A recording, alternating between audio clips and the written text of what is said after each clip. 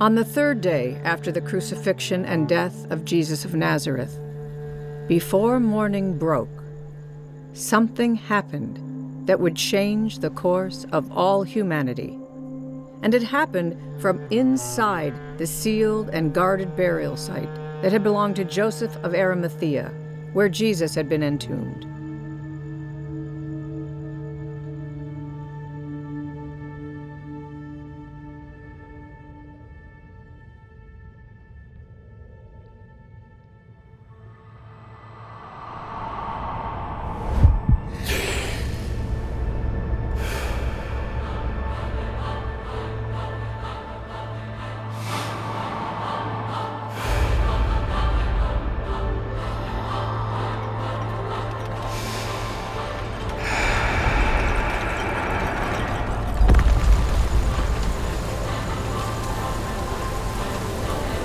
What is happening? Oh no! Where are you going? Away from here!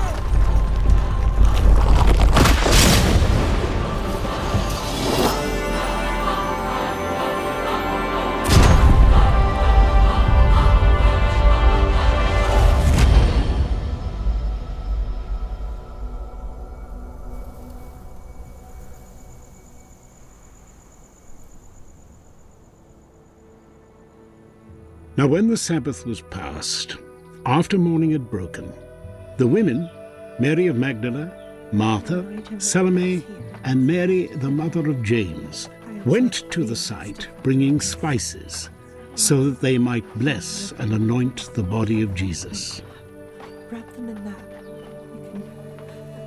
But when they arrived, the garden had been vacated, and the massive stone that had been used to seal the tomb had been rolled back.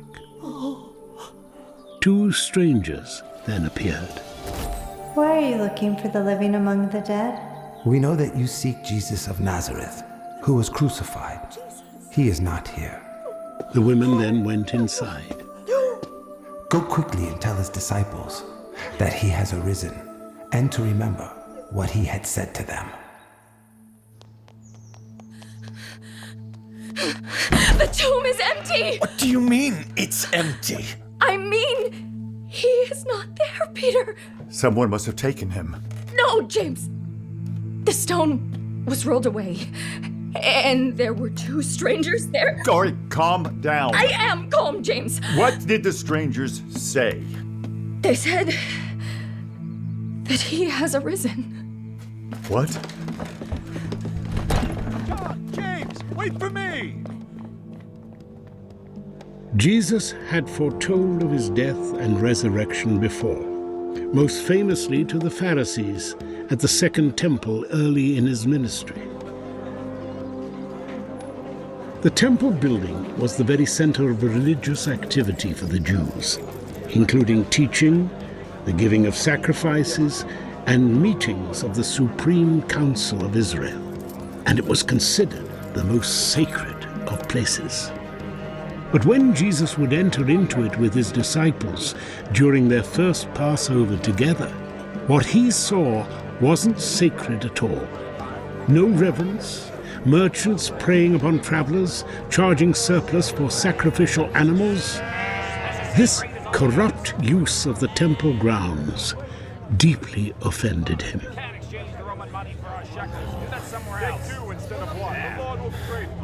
It is written that my Father's house will be a house of prayer for all nations. Who is that?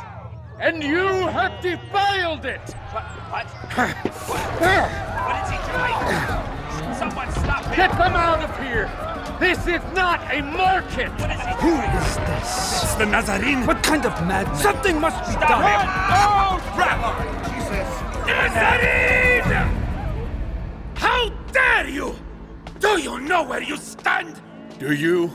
I do, because I and we have dedicated our lives to this temple. And woe to you, Pharisees, who have turned it into a den for thieves! We have turned it into what God asks of us, a symbol of obedience and sacrifice. Is that not good enough for you, Rabbi? I seek not sacrifice, I seek mercy. What? What is he saying? Your trickery with loaves and fishes and other wonders, do not stand among us, or in this holy place. We built this temple from the ruins of Solomon's. 40 years did it take what had been destroyed. 40 years to replace what God had designed for us. We live the law. What authority have you? Destroy this temple, and I shall raise it up in 3 days. I told you he was a madman. Worse than the Baptist. The Pharisee had been mistaken. It had taken 46 years to rebuild the great temple. Nor did he, or even his disciples, understand that Jesus had been referring to the temple of his own body, a body that had gone missing on the morning of the 3rd day after his death and burial. And you touched nothing, Martha? No. And there was no indication that anyone else may have been here? No, it was empty. This is exactly as we found it. Yet his shroud had been folded. Yes. Why would thieves who stole his body bother to fold his burial garment? They would not. Where is he? He is gone. Do you know what this means, Peter? No, I do not know what this means, John. Mary, tell me exactly what this stranger said. There were 2 of them. Then 2 of them. One of them asked why we were looking for the living among the dead. And then the other one said, "We know it is Jesus of Nazareth you are looking for." And then we checked the tomb, and we saw that it was empty. And we heard one of them say, "Go quickly and tell his disciples to remember what he spoke to them." Remember what he spoke to them? Remember what? Peter! Lower your tone. He spoke to us 1,000 times, and I could barely make sense of what he said when he was alive. Now he's speaking through strangers? No, this isn't happening. I have to leave. Go speak to him, John. Peter! I am sorry, Mary. What is happening? I do not know. But I need to tell the others. Your mother and Martha did, and they did not believe them either. Well, I do not know what to believe yet. Stay here in case any return. I'll go find the others.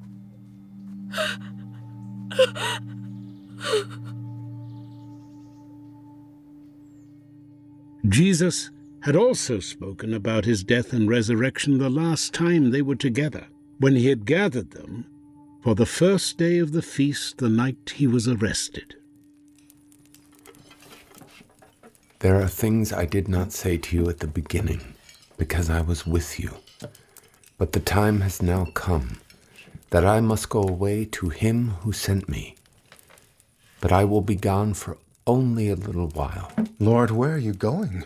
Take us with you, Lord. Where I am going you cannot go, Peter, but you shall follow me afterwards. But woe to that man by whom the Son of Man is betrayed, and he is among you. No, Not I, Lord. Lord, who is it? The Son of Man will go as it is written of him. As for his betrayer, it would have been better had he not been born. Lord, I am ready to go with you, be it prison or death, wherever. I tell you, Peter, the rooster shall not crow this day before you deny me 3 times. Never. I have prayed for you all, that your faith should not fail. Remember the things I have spoken to you on this night, that in me you may have peace, and strengthen your brethren. The world will give you tribulation, but be of good cheer, for I have overcome the world.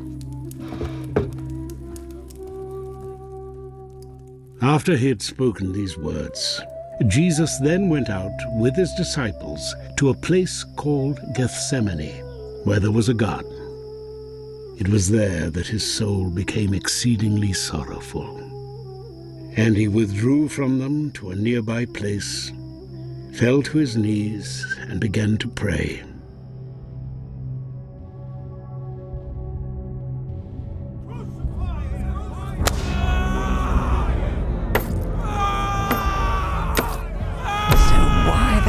Crucible. Why the terrible suffering and the sacrifice?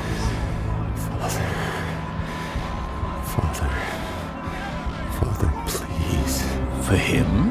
Blasphemer! For them? Crucify him! He is despised and rejected If it is your will, because he will abandon away from me.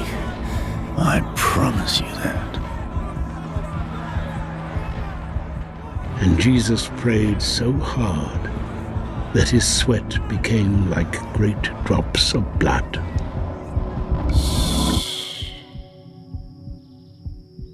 It's all right.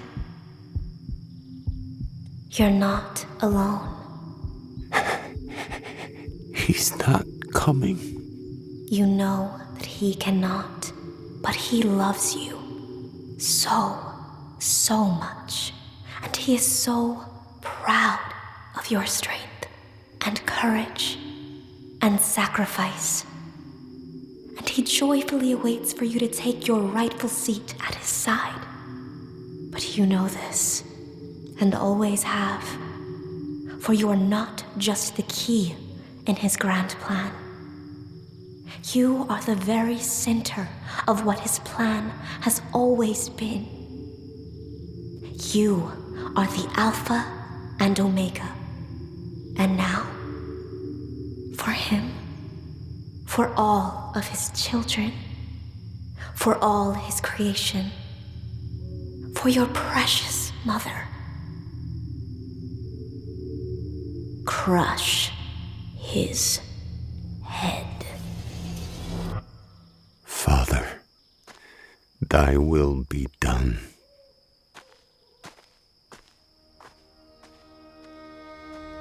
Rise, children. The time is at hand. At this time, history, prophecy, and his own divine destiny had finally come to pass. And the hour had come for him to be handed over to wicked men. He would be condemned to death under Pontius Pilate. And I deliver to you Jesus of Nazareth, to be crucified. He would suffer, die, and be buried.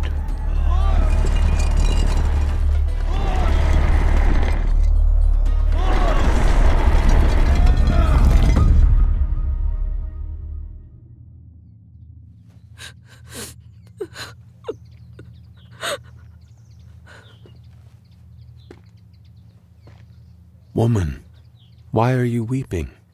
Because they have taken away my Lord, and I do not know where they have laid him. Mary. Rabboni!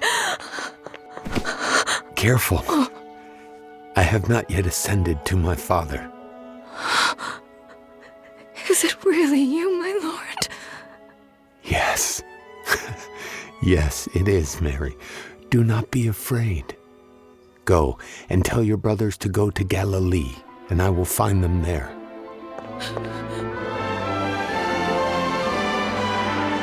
As Jesus' followers tried to make sense of what had happened, those in power had already begun to deny anything happened at all. We do not have to do anything. We could just replace the tomb with another body. Are we in trouble? I don't know. The elders have assembled and reviewed your testimony, that early on the third day of your dispatch at the tomb of Joseph of Arimathea, you had fallen asleep. And while you slept, a small group of followers of the Nazarene came and stole his body. But we did not fall asleep. Such an offense would be punished by our... Silver for you. You fell asleep, and as you slept, his followers took his body. This is what you testified to. Do you understand? Yes, sir. Yes. And if this comes to the governor's ears, we will appease him and make you secure. Now take it and go.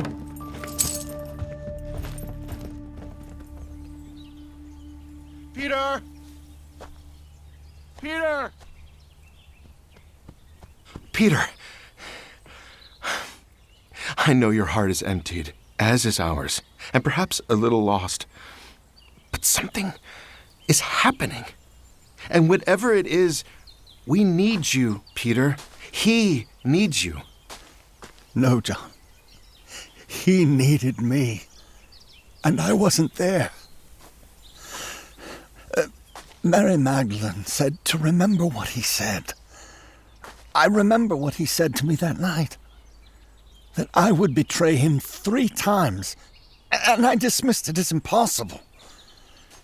And I was half asleep when he woke us right before it all happened.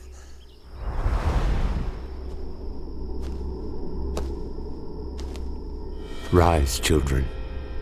The time is at hand. And then Judas appeared. There you are, Rabbi. I have been looking for you. What is it, Rabbi?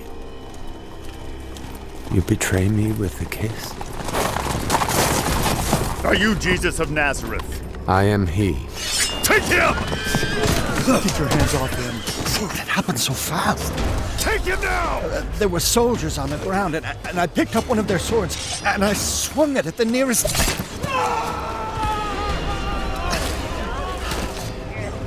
And I was so scared I just ran.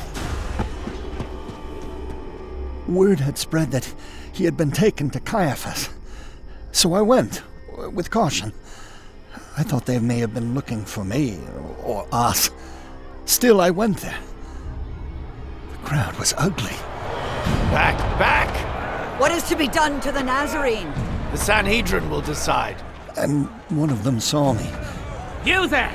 You are a follower of the Nazarene! I do not know what you're talking about. But his suspicion had aroused another who surely recognized me.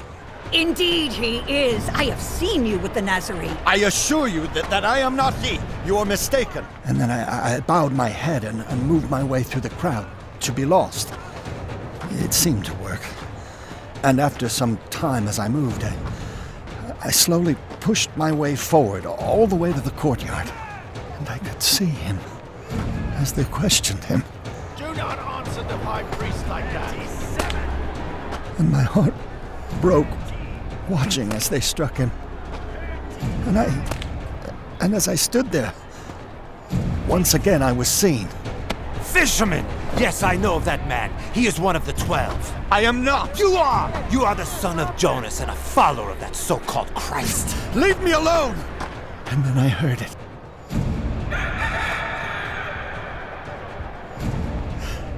And then I remembered what he had said. And I just started to run. Ah, you run! You will be found! I ran until I no longer could. And found somewhere to just weep.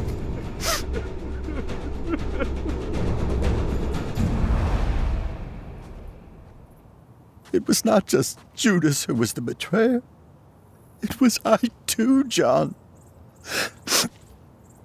If he has arisen, I would be too ashamed to see him. Shh. Hey, you are not alone, Peter. You, Judas, myself, we all have denied him.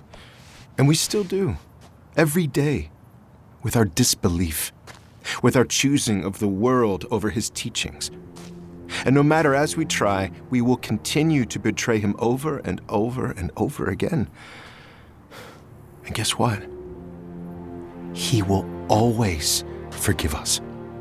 And not just 7 times or 70 times 7, but always. Because his mercy is boundless. He would have even forgiven Judas had he asked.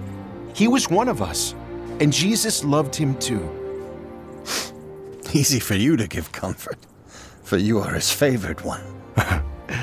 This is true. But so too are my words.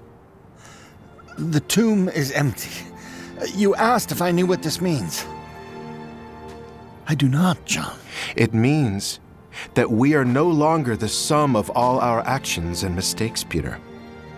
Our entire lives are the result of one decision: that we choose to believe He is the Christ. So, up, Simon Peter. Where are we going? We are going to Galilee.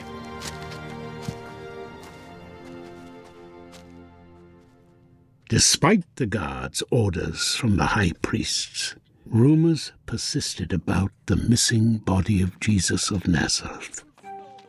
While some believed that it had been stolen, others believed that he had risen, and this was fueled by rumors that he had been seen by witnesses, not just by Mary Magdalene and the women, but he had appeared to others as well.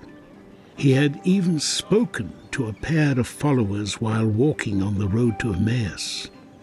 But the 11 disciples still had not seen, nor did they believe. They did, however, listen to Mary of Magdala and went away into Galilee to the Sea of Tiberias and waited. So Mary, Martha, Salome... Salome? And he most certainly has been seen by his own mother, Thomas. He's probably there right now.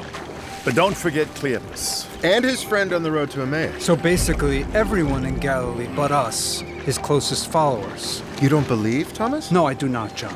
And I will not believe until I can see with my own eyes and touch the wounds of his crucifixion. Good fishermen, have you caught anything? No, we have not. Because we are not really fishing. We are hiding. Perhaps he has seen the rabbi. Why not? Everyone else in Judea has. Try casting your net on the other side. Is that he? Come with me, and I will make you fishers of men.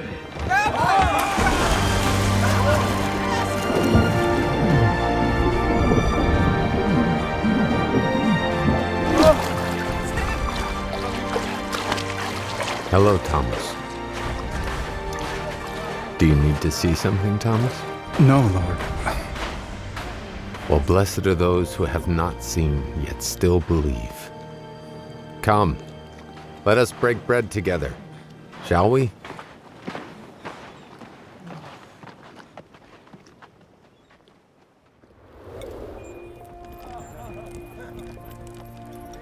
Lord, will you at this time restore the kingdom to Israel? James, it is not for you nor anyone to know the times or seasons which the Father has put in his own authority. But all of you shall be witnesses to me in Jerusalem, and in Judea and Samaria, and to the end of the earth. Amen. Amen. As the Father has loved me, I also have loved you. Abide in my love. You are my friends.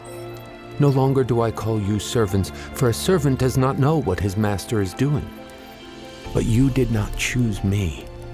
I chose you and appointed you, that you should go and bear fruit, and that your fruit should remain, that whatever you ask the Father in my name, he may give to you. And nobody comes to the Father except through me. How long can you stay with us, Lord? In this world, not much longer. But I will not leave you as orphans. Not many days from now, you shall receive a helper in the Holy Spirit, and he shall abide with you forever. And where he dwells, I too will dwell. He will guide you in all matters of this world. So fear not.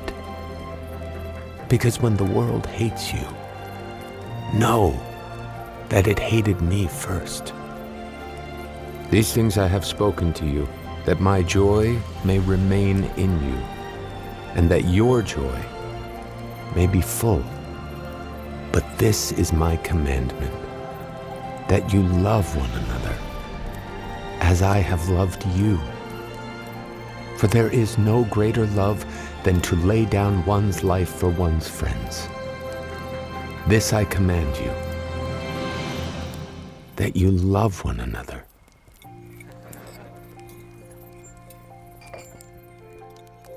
While they ate and listened to Jesus, Peter had been silent. And when they were finished, he withdrew to a quiet place, as Jesus usually had, to think and pray. Simon Peter, I am the one who usually withdraws for prayer. Well, I learned it from you, Lord. Peter, do you love me? Yes, Lord. I am committed to you. Then feed my lambs. Peter, do you really love me? Yes, Lord. I told you. You know that I would do anything for you. Then tend to my sheep. Peter, son of Jonah, do you love me? I don't understand. You know all things, Lord. You know that I love you. Then feed my sheep. Peter, when you were a younger man, you girded yourself and walked where you wished, did what you willed. But now you are older. And now, when you stretch out your hands, another will gird you. Another will carry you where you fear to go. Follow me.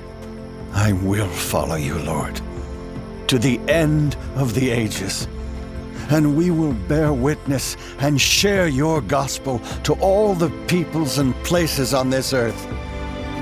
And I will build your church upon you, for you are the Christ.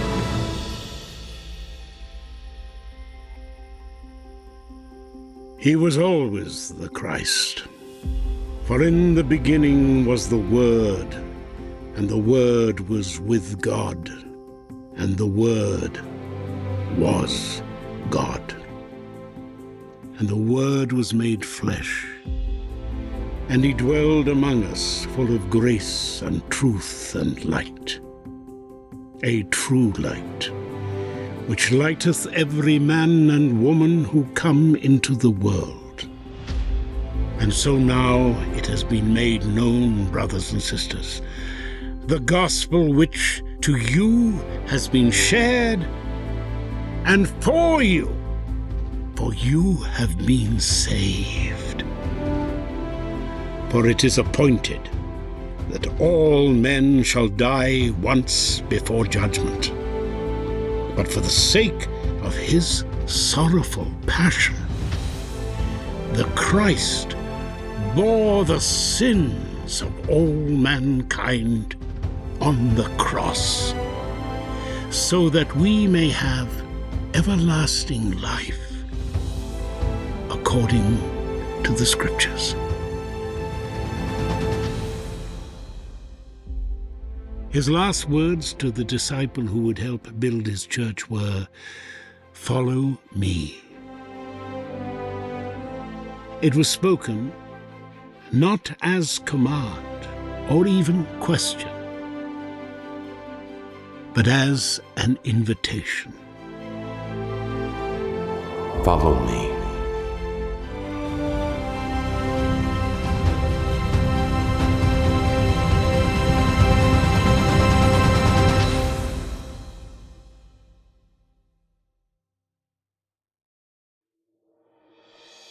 If you want to learn more about what it means to follow Jesus, visit thechristpodcast.com. Adapted from the books of Matthew, Mark, Luke, and John, this is The Christ, Episode 4. Starring Tom Pelfrey, Paul Walter Hauser, David Oyelowo, Patricia Heaton, Courtney Hope, and John Rhys Davies as the narrator. Created and written by P.G. Kusheri. Directed by P.G. Kusheri and Mark Ramsey. Produced by Mark Ramsey and Jim Young. Executive produced by Jason Sharp and Carissa Rogers for the Faith Podcast Network, a division of Northwestern Media. Casting by Jillian O'Neill. Produced in association with Casey Wayland and Wayland Productions. Editing and sound design by Macy Larson, Michael Keane, and Casey Wayland. Script supervisors, Macy Larson and John Black. Music selection by Vicki Lucas. Additional audio production by Jordan Fair. Production manager, Tatiana Kelly. Production assistant, Joshua David. Principal recording at 48 Windows in Santa Monica. Engineer, Eric Garcia. Coordinator, Shalyn Vantour.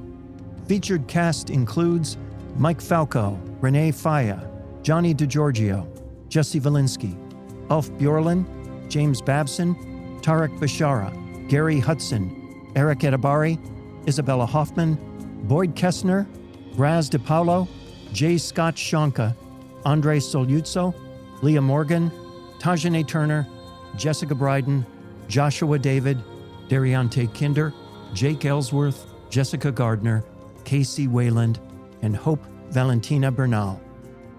Special thanks to Carmen LaBerge, David Guffey, Marcus Peters, Michael Grunwald, Ziv Fisher, Company 3, Brian Anderson, David Armstrong, Insight Studios, Terry Watson, Carl Bliss, and Fred Bellotto. The Christ is an Isaiah 43:10 and Mark Ramsey Media production.